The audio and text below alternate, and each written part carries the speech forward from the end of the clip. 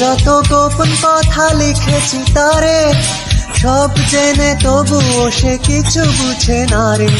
তার কথাতে বন্ধু ভেবে লিখে দিলাম না, লাল খামেতে ভালোবাসার তাবিজ পাঠালাম।